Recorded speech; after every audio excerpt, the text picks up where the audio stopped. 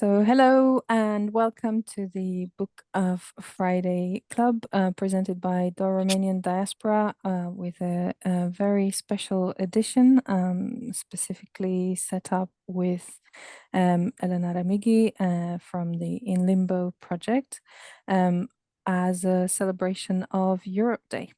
So first of all, welcome. The other guest is Alexandra Bulat, that you may recall from various projects. I will let Alexandra to introduce herself, and then Elena, please also do the same.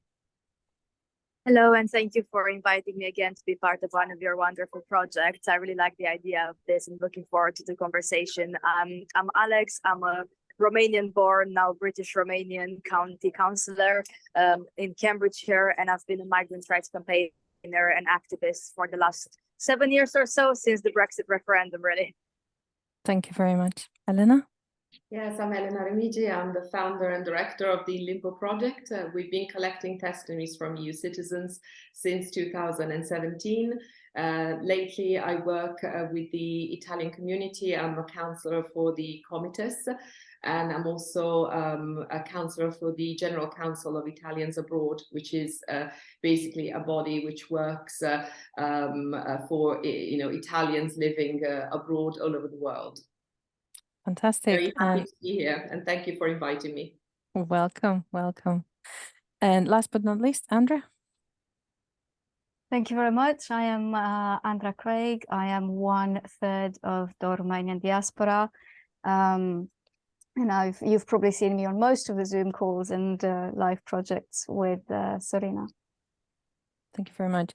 Without further ado, let's start talking about the books. So first question is, how did this In Limbo project come about? Yes, the In Limbo project began in March 2017 with the aim of giving a voice to EU citizens in the UK who hadn't had one, as most of us weren't allowed a vote in the UK European Union membership referendum, commonly known as Brexit referendum, in June 2016. We couldn't therefore have a say in perhaps one of the most crucial times in modern British history. The idea behind the project, as I was saying before, was to collect testimonies, into a book, so that these voices could finally be heard. To speak of the project, I would like to give you a bit of context. And if we look back at EU citizens in the UK before the referendum campaign, one could say that most of us felt integrated. People had been living, working, paying taxes here at times for decades, and had often created a new European families with other British citizens. Exactly like our British counterparts living in other EU countries, we fully benefited from freedom of movement, meaning that we were allowed to move almost seamlessly between our own country to another, such as the UK, to work, study, marry, have free medical coverage, retired, and so on.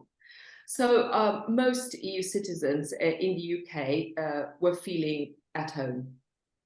However, in the month preceding the referendum, during the referendum campaign, something changed. The place EU citizens had called home suddenly turned more hostile. Why? Well, immigration had shaped much of the referendum, and at one point, the language used by the media started changing. EU citizens began to be depicted more and more as a depersonalized mass of migrants, or I should say economic migrants, weighing on structures, stealing jobs from British citizens, or bringing more crime. And this is true especially for Eastern Europeans, I think, who were the last ones to move to the UK. So when one looks at the titles from the tabloids of the time, it becomes clear what I mean. And I've just gathered a few. So I'll read some. 2 million immigrants steal our jobs.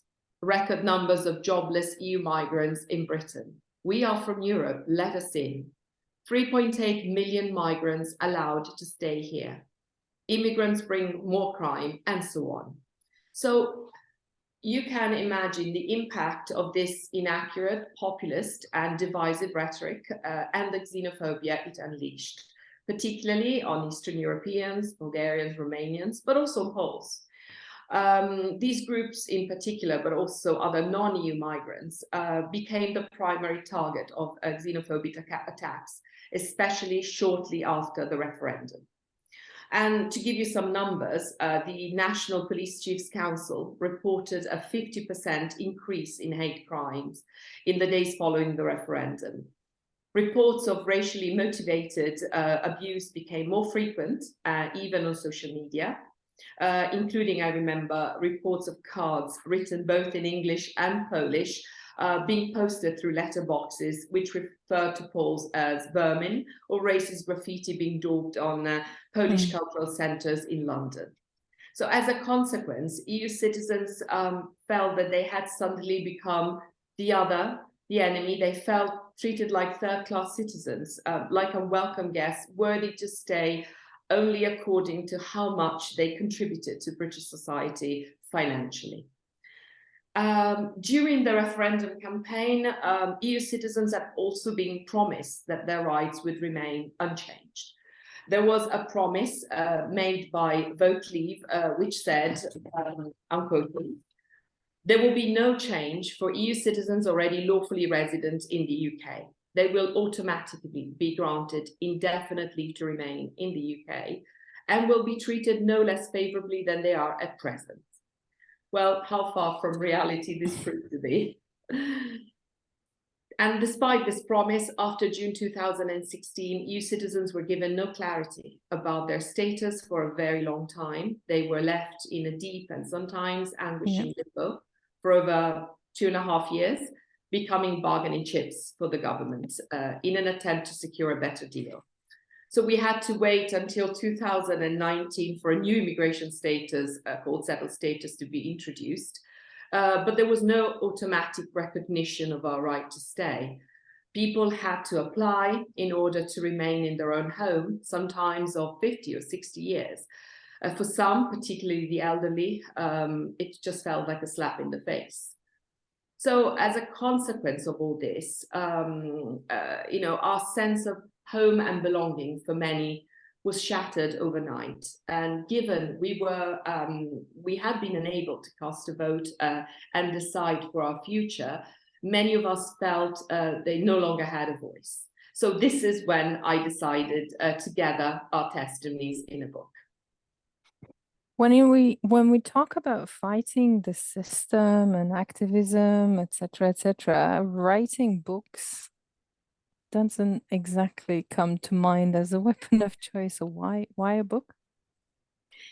Yeah, I chose to write a book or put together a book. I'm an editor more than an author, because I thought that the numerous voices of EU citizens who had started expressing their feelings of distress here and there on social media since the referendum would have a much more powerful impact if they were gathered together as a collective testimony, and thus could become a more powerful voice to raise awareness of our plight. And secondly, I also thought that many battles have been, won with books, in this case, for citizens' rights. And books remain as a historic memory of what happened.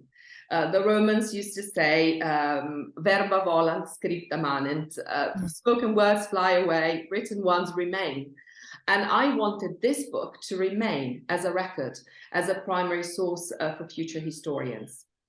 But I also felt that it was important to make this collection of testimonies available to as wide a readership as possible, including both decision makers and members of the public alike, to inform them of our plight, to help them reflect on what was happening and to contribute in changing the narrative around this issue.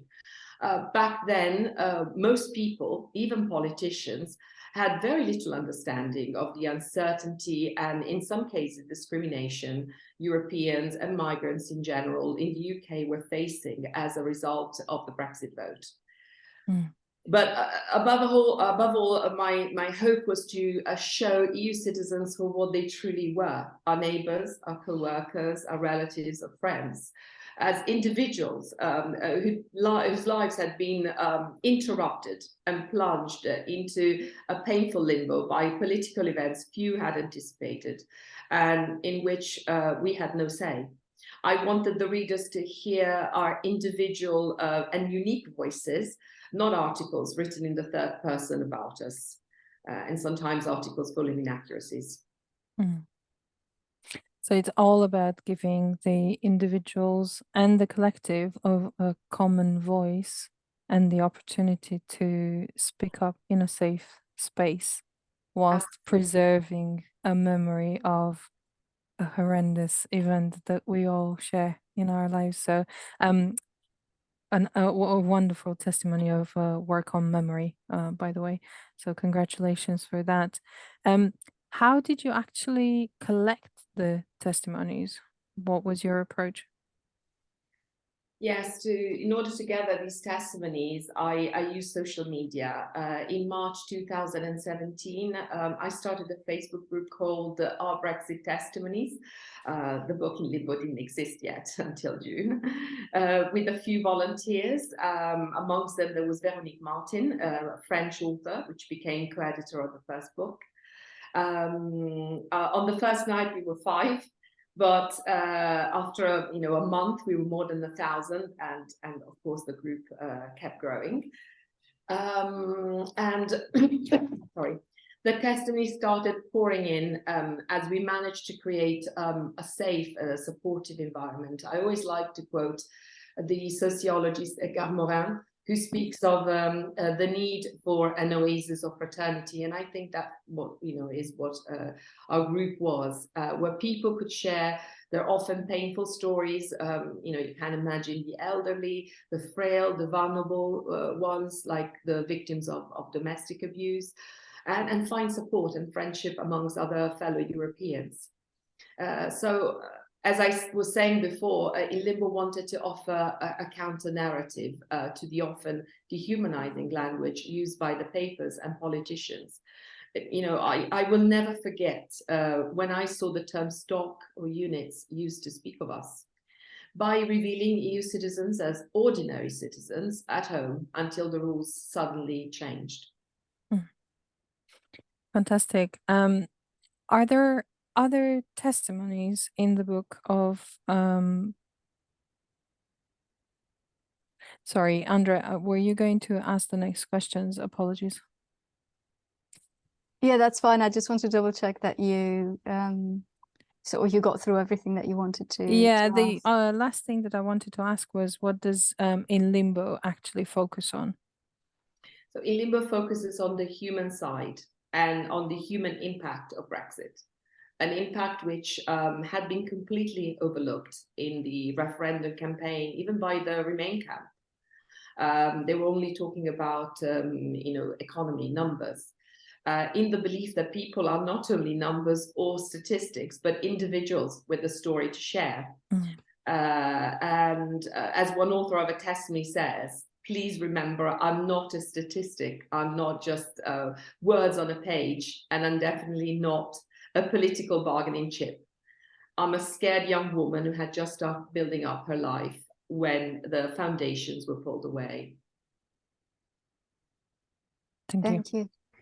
That actually takes us on really nicely to the next question. Out of all of these very moving contributions that you spoke about, which one or which ones affected you the most, and why? It's always very difficult to say which testimony affected me the most, because they all did in different ways and, at different times. So, but given the audience is Romanian, I was thinking of, starting by reading a testimony from a Romanian lady called Denisa Popa, which appears actually in the second edition of our book. We started by self-publishing the book, and then there was a second edition. I particularly like this testimony because it offers a different perspective from the one I could have as a sort of Western European, in the sense that it's a testimony of a woman from Eastern Europe, born under a regime, who reflects on what Britain meant for her, and reflects on Brexit. So, you know, I'll read the testimony now. Having been born and brought up in Romania under the most repressive communist regime in Eastern Europe, I had always looked towards the West as a reference point for positive values and freedom of opportunity. On the day of the referendum, I was visiting my mum and grandma in Bucharest. I cried on hearing the news. I went out and spoke with some friends, all of whom were shocked by the result, even though they themselves were living in Romania. Nobody could understand how such a progressive, open-minded and inclusive nation had opted for such a backwards, separatist and senseless direction. I never considered myself an immigrant in the UK, but a citizen of the EU who chose to live here. Applying for settled status was as painful as my application for a student visa 20 years before. Like then, I felt powerless and perplexed in front of an implacable authority to whom it seems I didn't really matter that much. There have been weeks of excruciating anxiety waiting for the answer to my application, when I kept waking up in the middle of the night and then not being able to fall back asleep. When I finally got a positive response, I couldn't really enjoy the moment. Besides, having experienced a capricious disregard for people's rights under a communist regime, nothing can completely eliminate the fear that one day the authorities might simply change their minds and change the rules. As life in pre- and post-communist Romania has taught me, political irresponsibility has no limits. Thank you. As you were collecting these testimonies and editing them and putting them together, I'm guessing that's when the sort of self-reflective part starts as well. So you're not just putting them together, you're thinking about the content, how they fit together. During this exercise, did you find a recurring theme in these testimonies, in these submissions? Yes, definitely. I would say that a recurring theme or a leitmotif of the appearing again and again, particularly in, and we were speaking now of in Limbo, is really the dual question of identity and belonging. Who am I and where is home? So when normally when somebody asks me which contribution I love the most, I tend to share testimonies centered around the theme of home and belonging, which is really central to the book. And today I prepared a couple. I really like a testimony by Roelof from the Netherlands, and I'm going to share it now. Roelof writes, I now live in a country which officially does not have my interests at heart. The government has decided to use my presence in the UK as a means to negotiate a better deal. Let's get this straight. From today, I'm a piece of bargaining fodder, not a person made of flesh and bone, not a life entrenched in the tapestry of this country for over 32 years. Yesterday, I called this country home. Home is about respect, about belonging, about feeling safe and valued, about being 100% welcome. But today, I don't feel welcome. I've been stabbed in the back, lied to, and lied about. Thanks for asking. No one ever asks. But no, I don't feel safe or valued anymore. I won't be able to call this country home again. It's a broken home, and it's breaking my heart. From today, it's just the place I live in. I'm only passing through. And, you know, as I was saying, this is really a central theme. So I'm just going to give you a couple more examples, just, you know, very short, passages. Similar, Mariano from Spain writes, I, citizen of Europe, my wings clipped, my dreams shattered, my freedom chained, the result of a mad referendum in which I wasn't given a voice. I feel rather lost. I no longer belong. And then there's a poem called Home, and I'm just going to read the last two verses. Home is not where I was born. It is the place where I belong. Home is where I found my way. But now they've torn my home away from me, and I no longer know where I belong. So in all these testimonies, there's a deep sense of loss of home and belonging due to the uncertainty, the prolonged uncertainty in which many EU citizens have been kept. And speaking, of these stories, there are, of course, the many testimonies of elderly people, who, I'm very attached to. Whenever I think of an old person, I think of Ellie from the Netherlands, who's been through a lot. She is a Dutch widow. When she wrote her testimony, she was in her late 70s. She really struggled at first to get her permanent residency because she couldn't find the right documents to stay. Then she struggled to convert that permanent residency into settled status, although it should have been pretty straightforward. Then she had issues with her settled status picture, which was changed a couple of times online. And then she decided finally to apply for the winter scheme in order to have, a physical document, given settled status is digital only.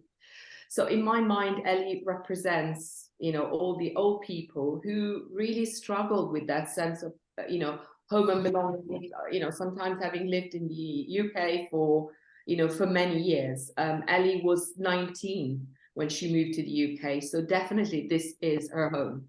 And she represents all the old people who had difficulty navigating the new system, and had to apply fundamentally to remain in their own homes, and after many years, as I was saying, living in this country. But also, when I speak of testimonies which affected me, there are other testimonies which stay, really deep in my heart, and there are those who will never be published because some people were too afraid of being recognized, although we gave them the option of remaining anonymous. And this is something of the climate we were living in at the time. I must say that almost all of them were women. In many cases, they were victims of domestic abuse, so they had to be referred to shelters, or were workers living in strong live areas who really struggled, And speaking of anonymous testimonies, I would like to read you another testimony from a Romanian guy who worked for a big factory up north. He writes, I decided to move from my country, Romania, to England in 2014 for a better job. I was honest with this country, paying all the taxes necessary to live normally as a normal English person. This year, I applied for temporary residence just to be sure I will still live in England after the Brexit referendum. I sent all the documents necessary for the application and waited 6 months for an answer. After these months, at the return from my holidays, they sent me a letter saying I have to leave the country in 2 weeks' time. The letter said, you are specifically considered a person liable to administrative removal, and talked about liability to detention. Me and my fiancé were shocked, very worried and depressed. They made me feel like a serial killer. But after a while, they said on the news that it was an error from the government system. 100 letters sent by mistake? How was this possible? Well, what this person is referring to is a real fact, something that really happened. I think it was, correct me if I'm wrong, Alexandra, I think it was 2017, that the Home Office sent 100 letters of this kind. And you can imagine the fear and the worry it created amongst, citizens who received these letters. So yes, these are, as I was saying, probably the main theme is that of home and belonging sort of decline in many different ways. Thank you. Yes, that makes perfect sense. And I was reading through some of the bookmarks I had put in my copies as well. They are probably the ones that tug at your heartstrings the most, because it's a theme that we can all identify with. Yes. We all have dual identities, at least, or certainly sit in between various types of identity, cultural, ethnic, religious, and so on. What about any other themes, perhaps smaller, more diluted, more diffuse? Yes. Well, you know, people sometimes describe in the book how they felt devalued, used, and then discarded. And, you know, to illustrate this point, I always like to read a poem by Saskia from the Netherlands. She wrote a poem called Us and You, and it's a poem I particularly like, so I'm going to read it. It's my favorite as well. I was really hoping you would read it. We want to be rid of people like you, just like you, but not you. You can stay, your furniture, your post welcome here. We want to be rid of people like you, just like you, but not you. You can pick my fruits, you can pour my coffee, you can care for my mum. We want to be rid of people like you, just like you, but not you. So I will buy us a proper pint to celebrate our post-friendship. Can't you reach a state of post-hurt? So I like this testimony because I think that many of us have heard this sentence, we don't mean you. You know, so it's very much, you know, about this. And then, you know, another theme or any you know, something that comes up in you know, in the book as you read it, is this sort of narrative of the good and bad migrant. And I think where the goodness, of course, is only measured in financial terms, and therefore leaving no place, giving no value to, for instance, a stay-at-home parent who perhaps looks after her or his elderly indoors. So there's a testimony by Ramona who reflects on this, and she writes, I watch in horror in which direction the UK is headed. They are already putting price tags on us, putting us in different categories. Good job, good migrant. Bad job, no job, bad migrant. I'm a doctor, therefore I'm a good migrant, and everybody tells me, don't worry, you can stay. What happens if I fall ill tomorrow and turn into a bad migrant? I didn't want to live like this, so I left. Thank you. You spoke about the pain and read us some very moving testimonies about the pain that people were experiencing after the vote came in and shortly afterwards. Do you know if and how many of those people actually ended up leaving the UK? You know, you hear informally about things like Brexodus and the supposed drop in EU citizens living in the UK. Is that something that you have been faced with as part of the Limbo project? Yes, but Brexit is very real. We've seen countless examples of people leaving, from scientists to academics to families who felt it wasn't worth staying. You know, as I was saying before, the language towards us changed. We went from being called bargaining chips one day to citizens of nowhere, to being called queue jumpers, you know, in this case, not even understanding that freedom of movement was working for us as well as for British citizens. So we were all just exercising our treaty rights. To being told that EU citizens had considered this place their home for too long. And words matter and have a profound effect and impact on people, to the point that many EU citizens decided to leave as they felt unwelcome. Yeah.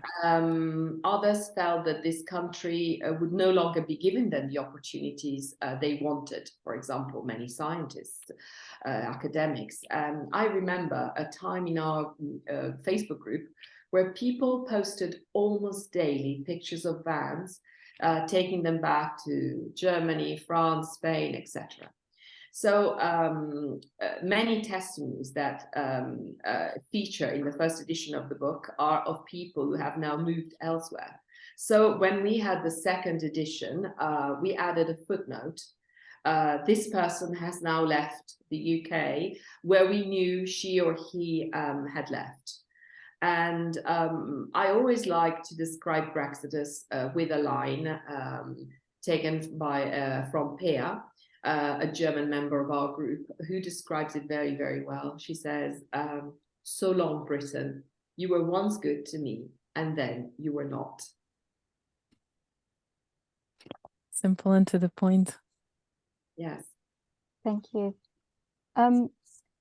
Moving on from the immediate and perhaps the first scope of the project of the book, and which was to give voices to all of these people that couldn't vote and had no other representation in the public space. What would you say has been the impact of the books, both in the UK and abroad, beyond just providing this public testimony?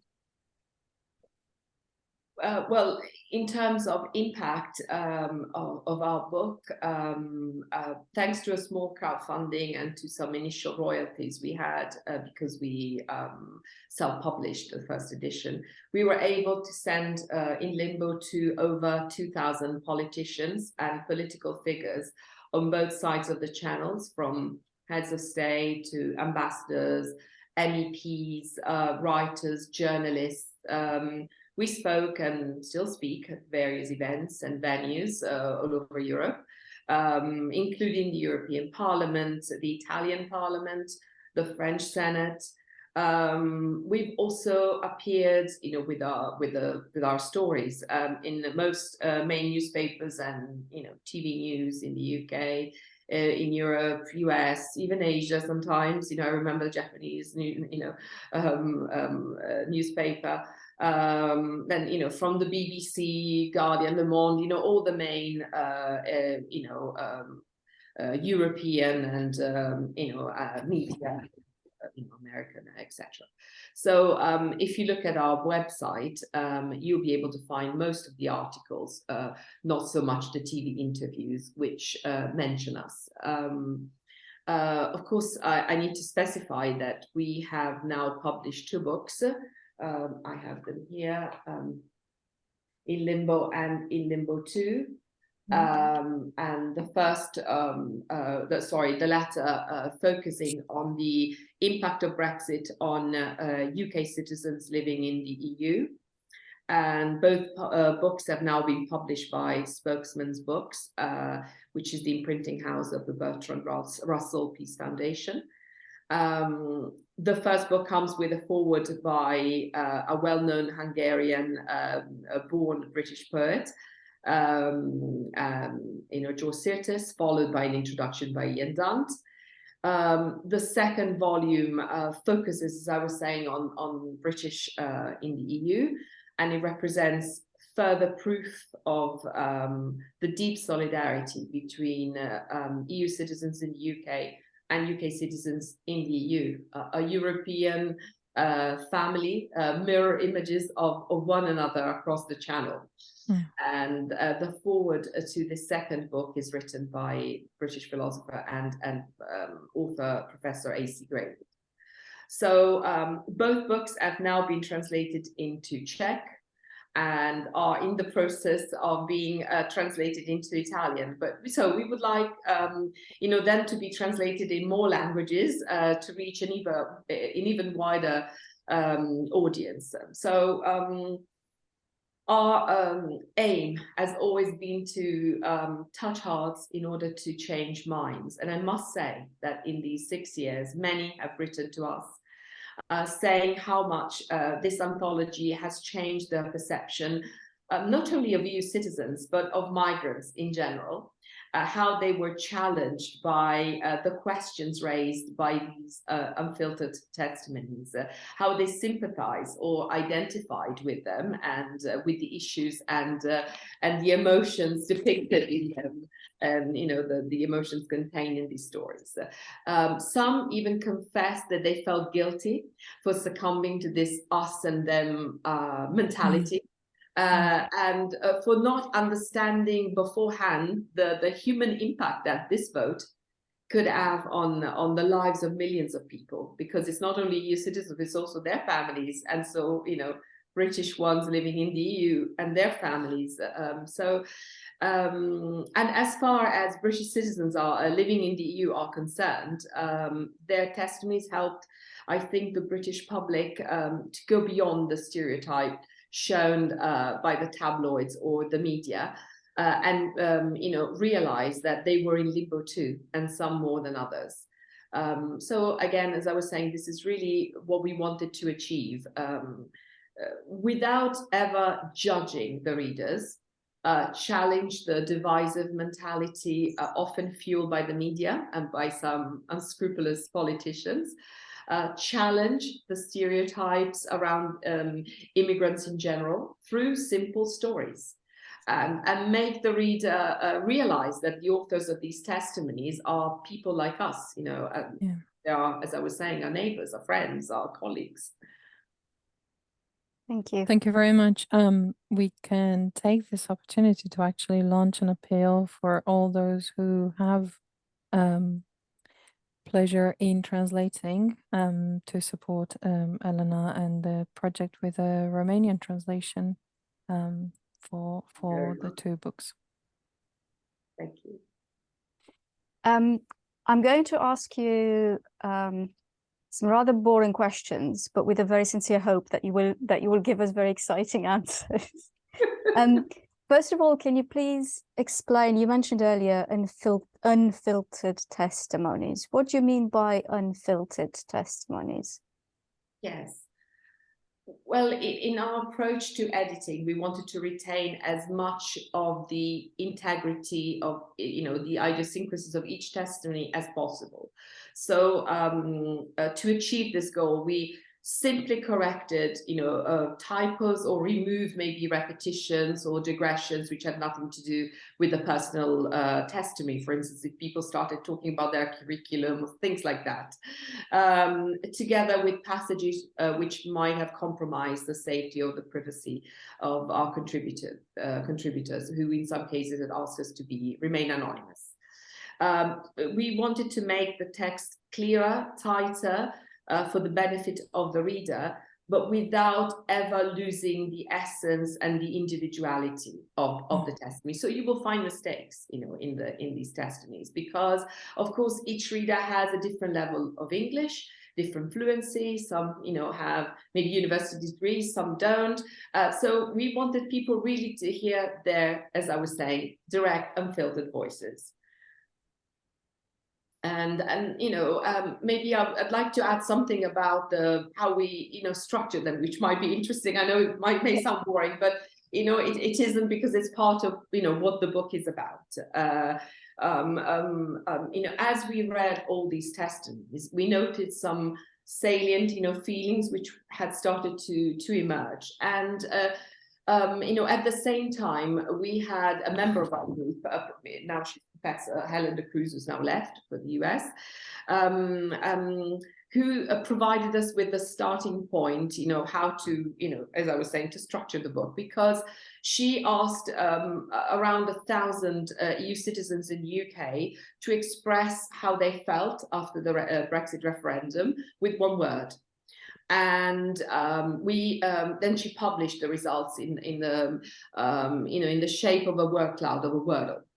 And we chose the top 5 adjectives of this wordle, and they sort of became the, how can I explain, the sort of scaffolding on which we hung the testimonies. And the 5 adjectives are sad, disappointed, worried, angry, and betrayed, in a sort of crescendo, if you like. So each chapter is based on an emotion. Though of course the feelings depicted in each testimony sometimes are rarely clear cut, like the stages of grief, sometimes emotions are complex or intermingled, so you can find more than one feeling in one testimony. But, you know, if we felt that the prevalent feeling was sadness, then it would be, you know, in the first chapter and so on, in a sort of crescendo, so that the reader could sort of get used to, you know, the testimony, because some are, you know, harder than others to read, let's say. Thank you. So I guess that would mean that there was, in some sense, there was very little editing as such of the book, but there was more of a curating of the way the testimonies were presented and organized. Yes. How about the title? How did you settle on the title? Yes, this is, you know, really very personal to me, because it takes me back to the time where Article 50 was triggered. And it was an interesting day, because I remember very precisely that, you know, Dante's verses came to my mind, and I will say them in Italian and then translate them, if you don't mind. It says: "Nel mezzo del cammin di nostra vita mi ritrovai per una selva oscura che la diritta via era smarrita." And they translate in English as: "Midway upon the journey of my life, I found myself in a dark forest, for the straightforward path was lost." And these, for me, wonderful lines inspired not only the title, but also the cover of the book, and you know, of the first and of the second. Yeah, the Yes, forest. I will. Yes. And so when we asked Gareth Harry, you know, to help us with the design of the cover, we told him we wanted to express the situation of limbo that many people were facing. And it needs to be noted that back then, the expression in limbo was rarely associated with EU citizens or used by them. You know, people use the term bargaining chips. You know, it was, you know, the common, you know, I'm a bargaining chip from, you know, the 3 million campaign. So Gareth came up with this beautiful image, in my opinion, of the cover, which, you know, I think truly represents our limbo, how we felt. You know, a place of uncertainty, of sadness, confusion, fragility, and many other feelings. So when the book was published, I think it instantly proved successful, you know, in limbo. And since then, we noticed, I don't know whether it's coincidence, but the expression in limbo been used more and more to describe us. And with the second cover of In Limbo Too, this one, which goes together, of course, with this, we decided to develop the theme of the first cover, and because EU citizens and British ones were, as I was saying before, mirror images of one another. So if you look at the design of both book covers taken together, they offer not only the image of an individual who's, you know, seeking a way out of the dark forest, but of a sort of broader narrative of men, women, and children. You know, maybe I'll put it up again so you can see, you know, the second one, looking at for a path among the trees, you know, searching together for this blue sky, almost looking across at each other, you know, from the cliff tops, I imagine, on both sides of the water, calling out, reaching out, seeking connection. So these people, in my mind, represent a family, our European family, which with Brexit, you know, with Brexit was torn asunder. As I was saying, the Dante's verses inspired the title and the cover of the books. But I always like to remember that Dante's Inferno ends with the verse "E quindi uscimmo a rivedere le stelle, and thence we came forth to behold the stars." So this has always been my wish for each one of us. Our limbo is not only whether we had the right documents to be able to live in a country we called home.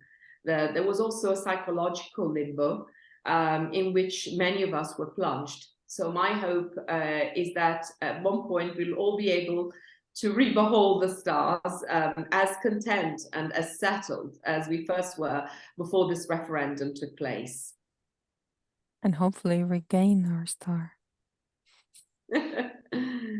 Thank you very much, and thank you for mentioning the covers, because they are. So I borrowed these from the library of the university where I work, and they're very striking in the fact that they're very bare.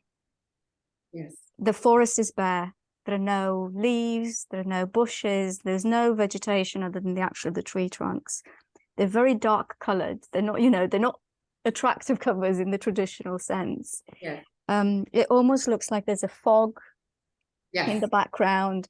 They're very austere, and yet through that image, they're actually very expressive of their content and the feelings that that come through. So thank you very much for talking about the covers as well as the content of the books, because you probably wouldn't pick this up on a pretty shelf in a in a bookshop just based on that alone.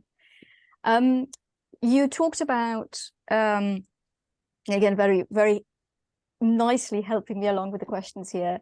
You talked about the exit from Dante's Inferno and moving into limbo and seeing the stars again.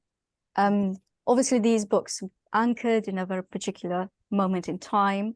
Would you say anything has changed since the end of the transition period, which is now a few years ago, for the EU citizens? Has anything developed during this time? Yeah. Well, in my opinion, a lot has changed and nothing has changed since the transition period. And I'll explain why. When we first collected all the testimonies for the book, so in the phase immediately following, of course, the referendum, people described the sense of disbelief about the UK leaving Europe and, worried about the fact that their rights hadn't been guaranteed. And this was coupled with feelings, as we said before, of sadness, loss of sense of home and identity. When I look back at the Wordle, I was telling you about, we found that the most used adjectives by EU citizens to describe how they felt was betrayed. Why? And every year, by the way, we asked the same question and different people responded, but the word betrayed always seemed to come on top. Why, I was saying, people felt betrayed because rights were taken from them. And as I was saying before, EU citizens lived in limbo for a couple of years, wondering what would happen to them.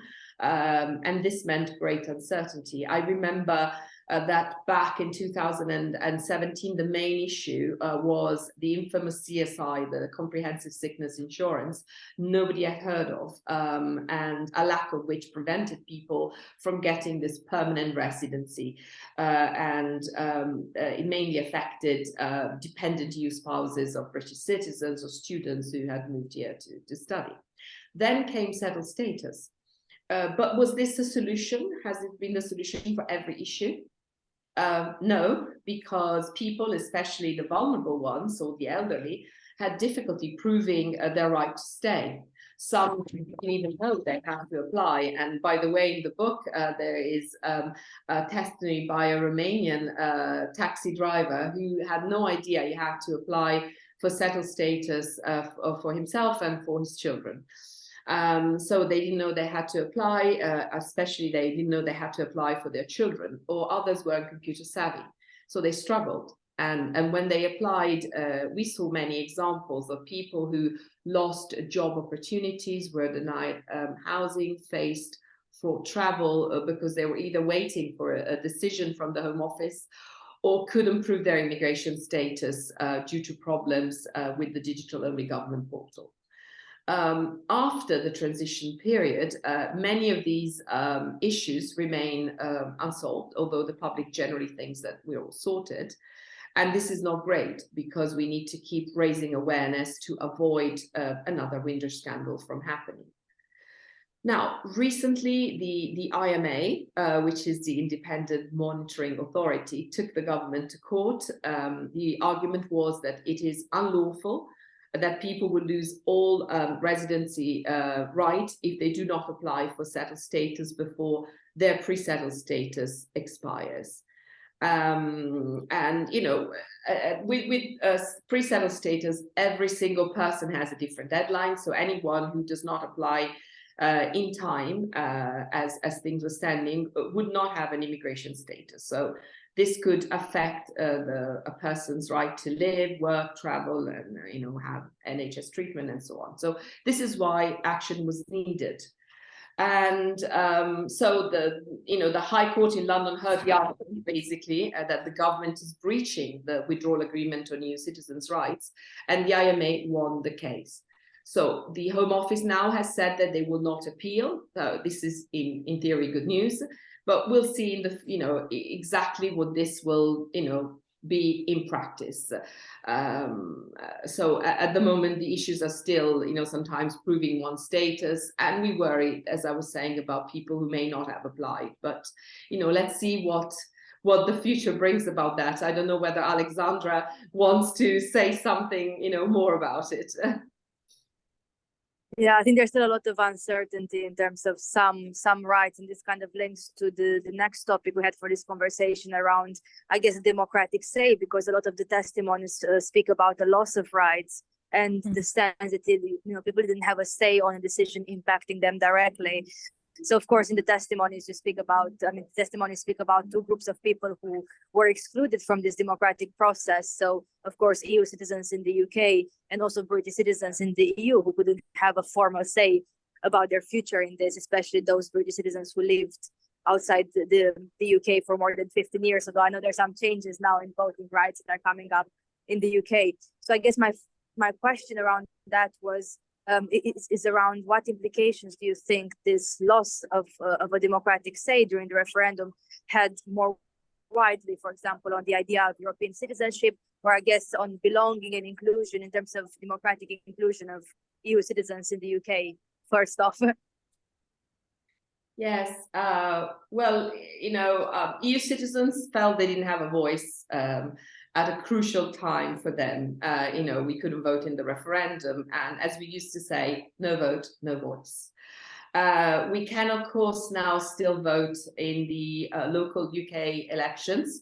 And I invite everyone to follow, by the way, the events, made by, organized by the 3 million. I actually participated to one about in Italian. And for UK citizens living abroad, the exclusion from the vote was probably the hardest thing because their rights were massively affected by Brexit. They couldn't vote in the referendum. In many cases, they really fell prone under the Brexit bus. They lost their European citizenship, and they ended up being landlocked in the last country where they resided. So this is quite tragic, and it opens up a debate of what is EU citizenship and whether it can remain permanently and so on. But for now, this is the situation they're in.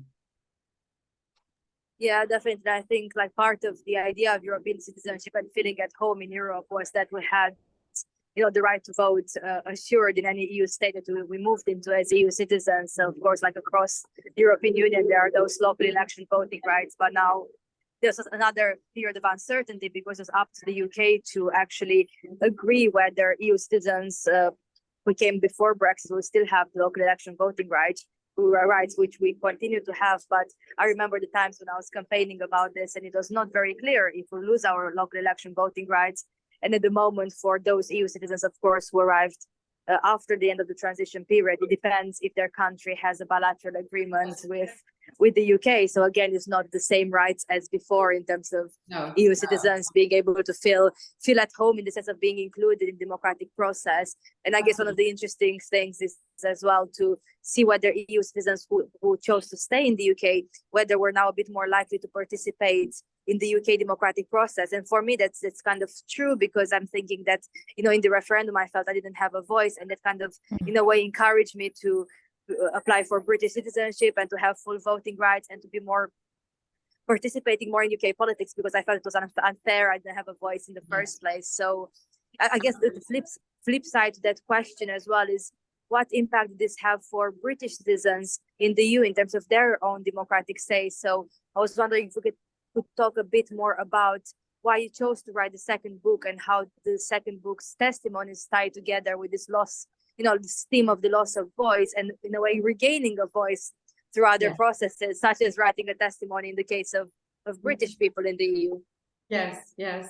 Well, similarly to us, British citizens living on the other side of the channel weren't, we were saying, allowed to cast a vote, and they were used as political pawns to get a better deal. And as a consequence, they were really feeling disenfranchised. They felt abandoned, betrayed, like us, and in limbo. Not knowing what their fate would be. So I felt that it was very important for them to make their voices heard, and also to correct the false narrative which only viewed them as rich expats, pensioners living on the Costa del Sol or France, in contrast, of course, to the needy EU migrants in the UK. So we wanted to tell, we wanted them to tell their stories of mobile people of working age. According to the Office for National Statistics, 2/3 of British citizens recorded as long-term residents in the EU are aged between 15 and 64. We wanted to hear their stories of researchers or young students who, like us, had moved to the UK to find a job for love of the country or of someone, exactly as I was saying, like us. And we're now at risk of losing freedom of movement, except for the last country they resided in. This was particularly problematic for cross-border workers who were highly mobile, and but young people in general. So this second book, in Limbo Too, is a true pan-European endeavor because it's the fruit of the collaboration between In Limbo and several other groups of UK citizens living in Europe, and mainly a group known as Brexit Here Our Voice, led by Debbie Williams, but also groups such as British in Europe, but and then all the subgroups like British in Romania, for instance, Remain in Spain, and so on and so forth. So in this book, you will find the same feelings expressed in the first one: sadness, disappointment, anger for not having been able to cast a vote, and a sense of betrayal, but also a new feeling, that of shame, of embarrassment. And to illustrate this point, I'm going to read a few testimonies. And the first one is by a friend of mine living in Romania, who sadly passed away, Sarah Pybus, shortly after In Limbo Too, at which she worked as a co-editor, was published. So I'm going to start with her testimony, and then we'll take it from there. So Sarah writes, "Why should I feel so ashamed? It takes my breath away how I have moved from feeling so proud to be a British European to the position we are in now. Last week, I broke down in tears in the supermarket here in Bucharest, initially overwhelmed by the kindness of strangers. But then the awful realization hit me that of the many emotions I was feeling, gratitude, confusion, embarrassment at my inability to speak Romanian, the one thing I didn't feel was fear of hostility, either verbal or physical, something I have never felt as a Brit in Europe. It made me feel so ashamed that I would not be able to say the same about my equivalent, the non-English speaking Romanian woman in the supermarket queue in Britain. I put my bags down and wept with shame in the street. The enormity of that difference hit me like a sledgehammer, and it hits me still. I'm crying as I write this testimony." And, as I was reading this testimony, another one came to mind. Well, actually two, but I'm going to read the shortest. This is instead the experience of Nadia from Romania in the UK. "My son is 18 and we moved to the UK 10 years ago. He had just had his Oxbridge interview. He also plays guitar. Recently, he joined a chat group for young people sharing the same musical interest. One day, a boy in the group asked him where he was from. He answered, and the boy replied, 'You gypsy, on Eastern Europe. My son was heartbroken and wants to leave the UK after having lived here more than half of his life. And I will not stop him. How can young people be xenophobic and so ignorant, he asked. I don't know what to tell him except to vote. And going back again to British citizens living, again, another one resident in Romania, Mark Percival, he writes, I've lived in Romania for several years and have recently become a Romanian citizen. Fortunately, Romania allows dual nationality, so there was no question of me having to give up UK citizenship, which I would never want to do. Of course, there were practical considerations, but the reason for becoming a Romanian citizen was deeper. I feel European, British, and Romanian. I don't want to be the European part of my identity taken away. I felt embarrassed to be British. Brexit is so damaging and makes us look ridiculous. So this testimony, shows how, for many British people in the UK, but, living in Europe, this European, part, this European identity was very much part of their identity, and it was taken away. So this is why I really like, use the term tragic. It was a tragic loss for many of them. Tragic loss indeed, and it was acutely felt even among some of our collaborators who are British and still doing amazing work in Romania. We're saying hello to Brian, working in the northeast of the country, and our thanks and gratitude remain there. We talked about us here and them there. What about the rest of the European citizens? Your second book presents the testimonies of the UK citizens living in the EU, but do you have any contributions from actual EU citizens living in the EU, and how did they feel? EU citizens living in the EU, actually, we have not included these testimonies because they were not affected by the Brexit vote in terms of rights, unless they were spouses of UK citizens. And then their testimony was almost absorbed by the testimony, was included, in the testimony by the, the British, author of the testimony. But to be honest, when we began to collect testimonies from In Limbo and In Limbo Too, UK citizens living in Romania, France or Spain were still EU citizens living in the EU. So in a way, if you think about it, In Limbo Too was written by EU citizens living in the EU. And as I was saying, we saw what being stripped of this EU citizenship meant for them. And I really suffered this with them. I really felt bad. And but if you're talking about, say, Romanian living in Romanians or Italians living in Romanians, no, we have not included them.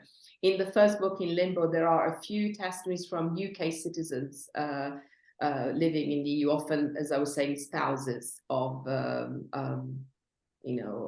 Dutch, French, and so on citizens, and who reflected on what Brexit meant for them, and and on the suffering they saw happening in their family, because we shouldn't forget that EU citizens don't live in a vacuum. They're often married and have relations with colleagues, with maybe they have children who are half British, so it has affected a much greater number of people than we can imagine sometimes. So maybe this is a scope for future books, but recalling a trip I've done in 2018 to the European Parliament and speaking to the likes of Cllr and Roberta Metsola, Monica Macovei, who was an MEP at the time. It was the sheer horror witnessing Britain essentially cut its belonging in this family of nations. So Well, if we sorry. look back on and discuss the Brexit, we've always talked about the impact it has on the UK, positive or negative, from whatever portion you want or perspective you want to talk about. But how do you see the impact that Brexit has had on the remaining of European Union, and today, 2 years on, Yes. where are we?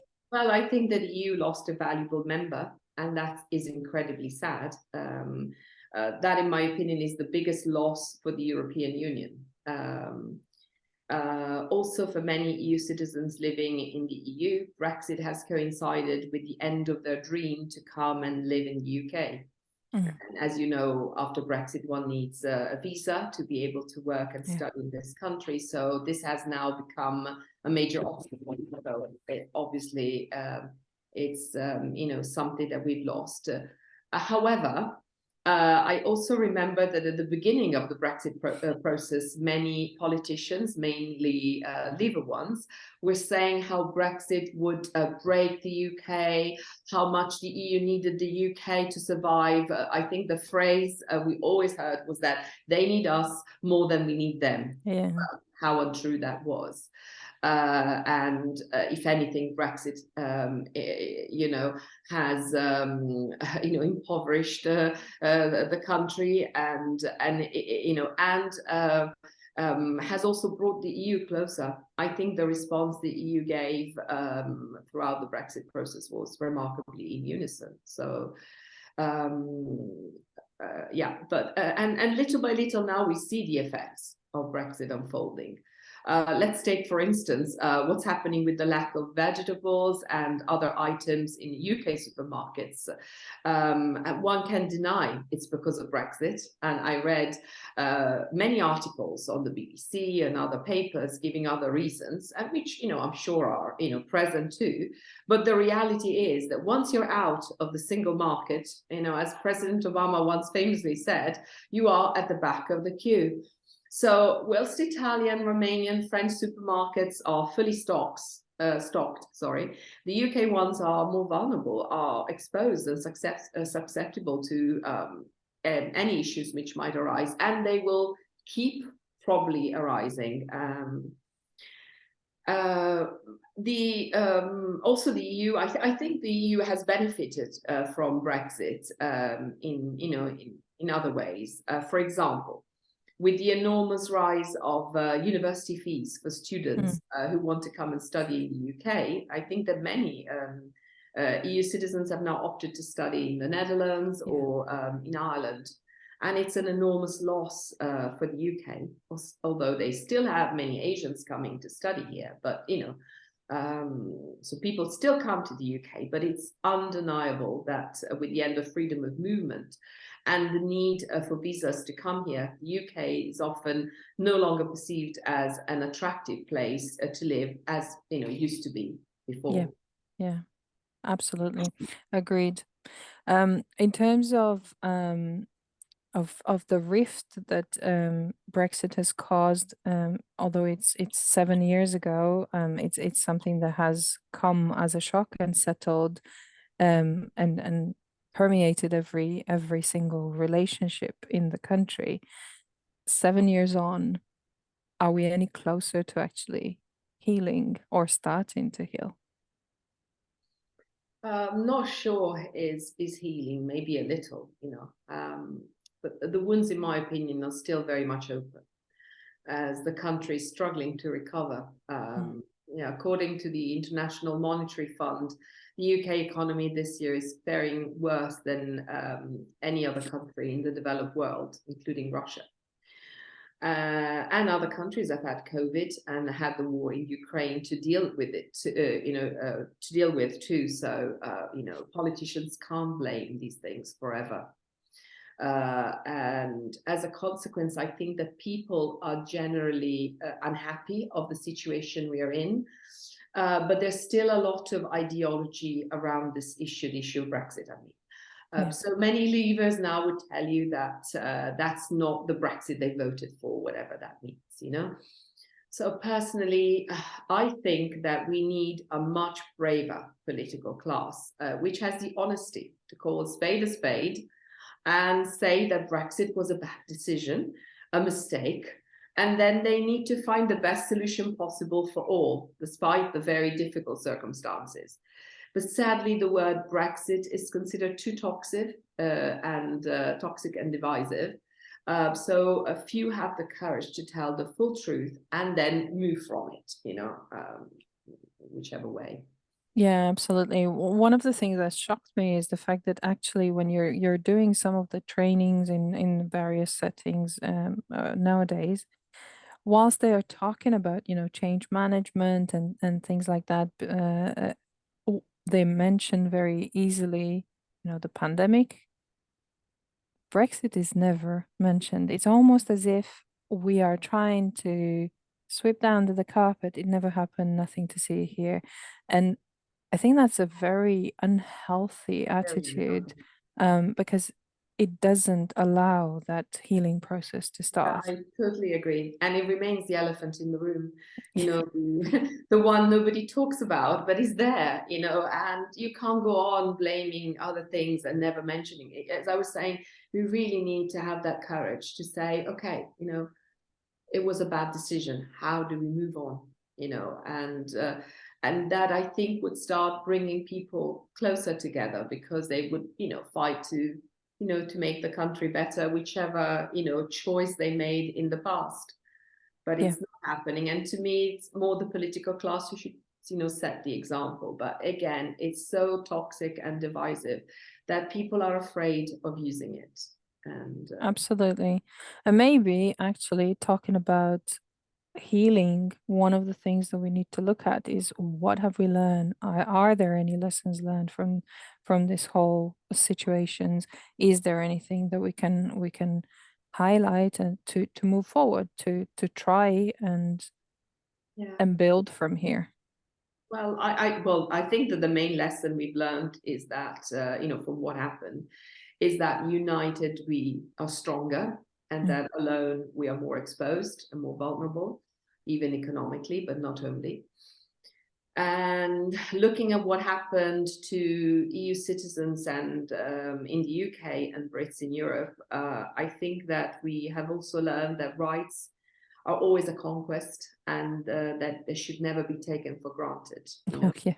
And personally, I learned to appreciate my European citizenship more, and to cherish the greatest gift the EU offers to its citizens, that of freedom of movement, which has really allowed my generation to move seamlessly between EU countries. And it's heartbreaking, in my opinion, that the new generations of Britain won't benefit from the same possibilities that we, their parents had. So I think if they only, started reflecting on this, we could certainly, start moving on and do things in the interest, especially of the young generations. Speaking about the freedom of movement and the choices we made to move in different countries, including for us in the UK, one of the things that, before Brexit, the UK was really good at was branding, the branding of the universities in the UK, of like various industries, jobs in the UK. And the UK had a very, very positive image, in many European countries. I remember when I was deciding, when I was a teenager and deciding, I felt like I wanted to study somewhere else, study abroad. I actually learned French and English in school, and I was much better at French than at English. But one of the things that attracted me to the UK, apart from having some early experiences living in the UK for a few months as a child, but then moving back to Romania, was actually the very good image that the UK had in my school in Romania, in my area, and the good image of the universities. So, from a pragmatic point of view, purely pragmatic point of view, I would have chosen to move to France if I spoke French a little bit better than English. But because of this, good image of the UK, actually that attracted me to apply for universities in the UK. So I guess my question to you is, since the referendum and of course the subsequent withdrawal of the UK from the EU, has this image changed? And if so, how has it changed? Yeah, I think it's it's changed a lot. It's not only the way Europeans think of the UK, but it's the image worldwide. My sister lives in Canada, and she tells me the same things. Britain was also known for having a reliable and pragmatic approach in politics. The governments were generally stable, and one rarely heard of sudden changes, of government. Well, let's look. Since Brexit, the UK managed to change 4 prime ministers from Cameron. I think May, Johnson, Truss, and Sunak. Yes, 4 in a very short span of time, and giving the impression of being a very sort of volatile country when it comes to politics. And also they managed to somehow burn bridges with the European neighbors during the Brexit process. So it will take now a big effort to recover from this, and let's not go into the Northern Ireland, situation. And so Britain has a diminished role in Europe and in the world. The economic deals Leaver said they would have signed with America and other countries never materialized. The UK barely managed to sign a handful of deals, which are replicas or minor replicas of those it had before. So all in my opinion, Brexit has dealt a blow to Britain's reputation and tarnished it, unfortunately. Yeah, it's really interesting what you said about politics and stability of government, because I think apart from the image of UK universities and work in the UK, what really attracted me was trust in institutions and the rule of law and politics and how this was presented. And I grew up, like many teenagers my age in that period in Romania, where we thought all politics is corrupt, there's nothing you can do here, you can't change politics. And we looked up to the systems of politics in the UK, and we thought there's no corruption in the UK, it's all like very good there, and it's all like very kind of stable and sound government. So yeah, definitely relating to that point. Yeah, thank you. Absolutely. We realized that the governments are not so strong and so stable. And I was saying, for me, coming from Italy, where changes of government are, they often occur. So I looked up at the Britain as an example, but somehow it shows me that no country should be put up high on the altars, and there's good and bad in every country, and but certainly Britain's reputation has been tarnished, and it will for a long time, unless things dramatically change for the better. Absolutely.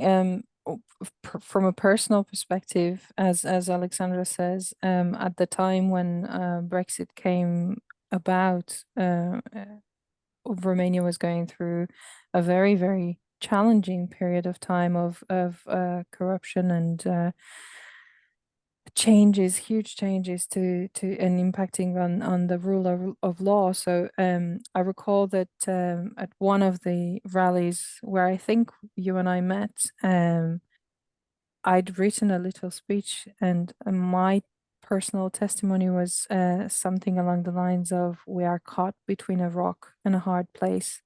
The country that adopted us is happy to have our skills, but pays us in insecurity, instability, and increased xenophobia. On the other hand, our country of origin shows increased Euroscepticism and is ever more closer to Russia."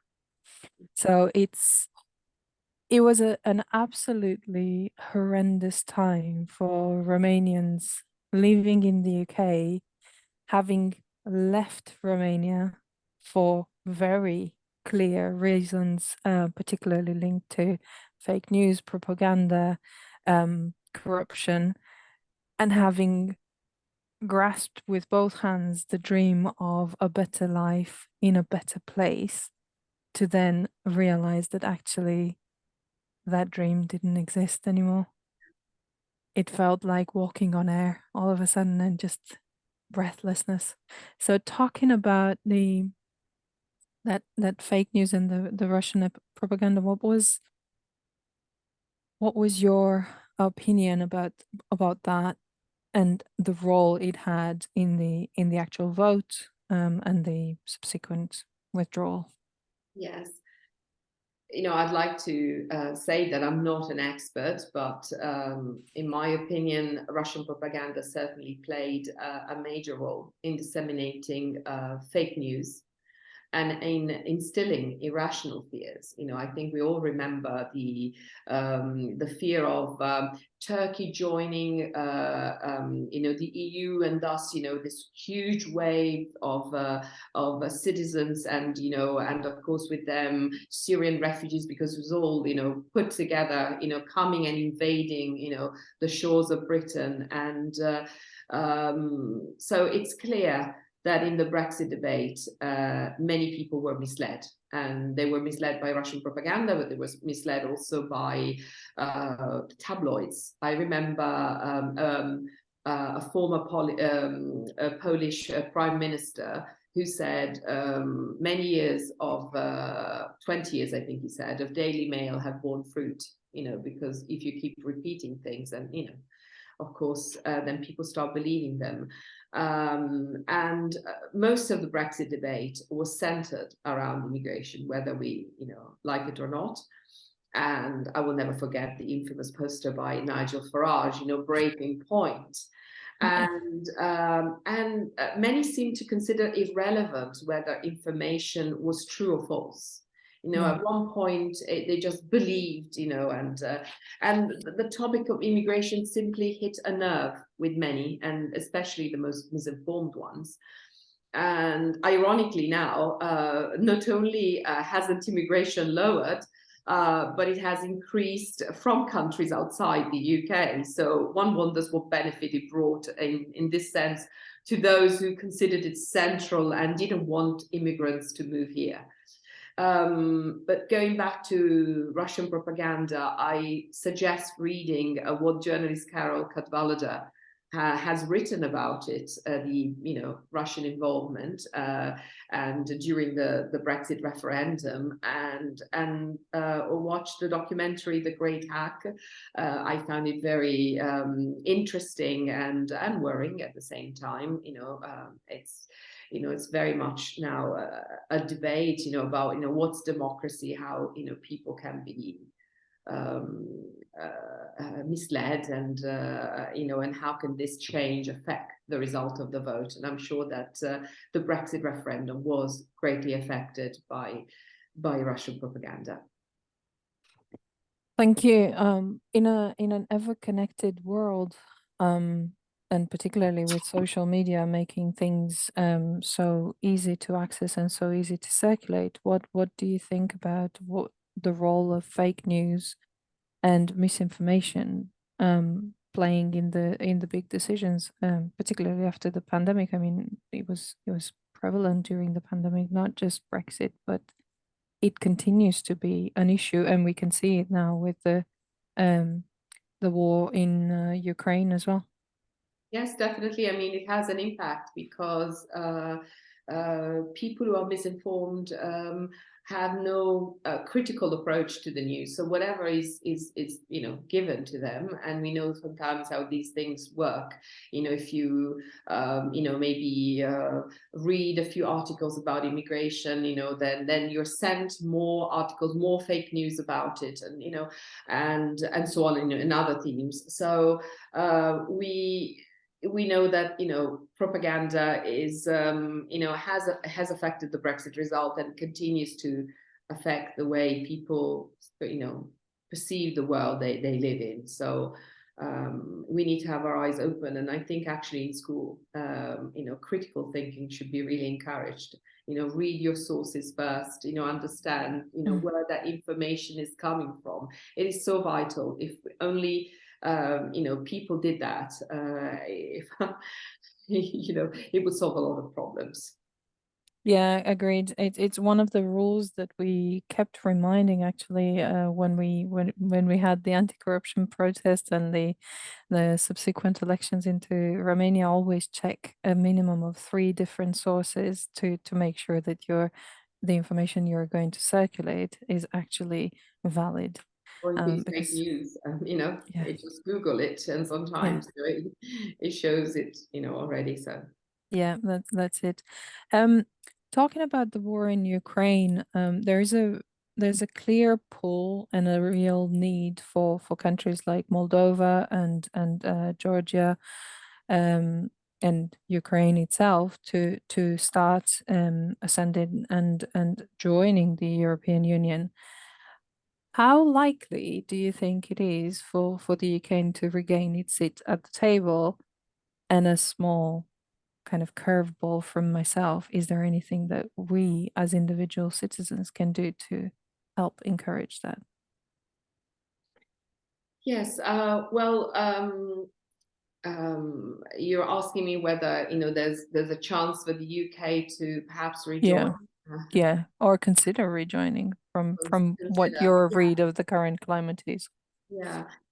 Well, the UK was told repeatedly by the EU that the door would always remain open. And it pains me to say that, I doubt that rejoining will happen soon, though I would like it to happen. I'm not entirely sure that the EU would want to go through this sort of time-consuming, painful, expensive process again. And, you know, what if the UK changes its mind once more? So, and I wonder whether the UK as a whole would be interested in rejoining with different and I suppose worse conditions it had before. So personally, I'm not sure. I see an appetite for this even in the opposition. However, this does not mean that rejoining will never happen, and I think that we should continue to work in this direction. I think we need to keep the flame alive. It's a dream that needs to be rekindled, and we need to keep working in this direction. In the hope that we will be sitting at that table again. Agreed. Thank you. And again, you very helpfully finished on a note that eases through the transition through to the next question. I wanted to ask you, now the withdrawal is complete, the transition period is over. I wanted to ask you about the future, not only of the Limbo project, but also the people who worked for it and with it, your collaborators, your contributors. And I was particularly inspired, and if I may, I'll read very briefly a quote from the first book. So it's a Romanian lady living in the UK, and she says, "Our final resolution: we will remain strong and positive. We will not accept what's happening and carry on fighting. We will continue to support those at the forefront of this fight, because the one thing that we will not accept is to contribute to a society where some people are more equal than others and families cannot be certain of their future together." So on that hopefully positive note, yes. What is the future for In Limbo as a project and for In Limbo's people, professionally and personally? You can talk about it. Yes.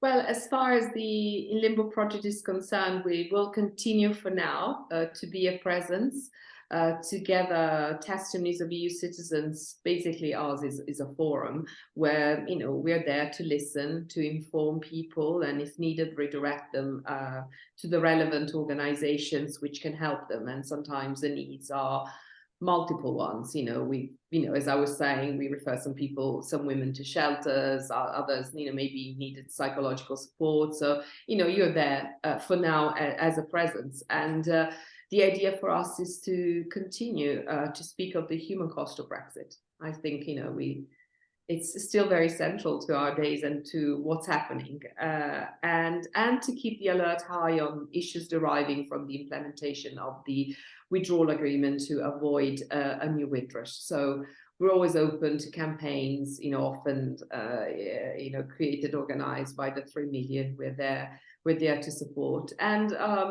it looks like as if the people in the group have no intention of moving from there. They tell us, it remains a group of friendship and of European collaboration. So for now, we're there as you as you see us.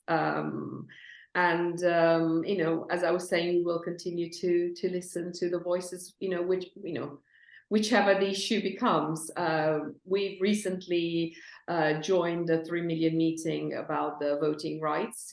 That's another important issue, and so on and so forth. So yeah. Thank you. Fantastic.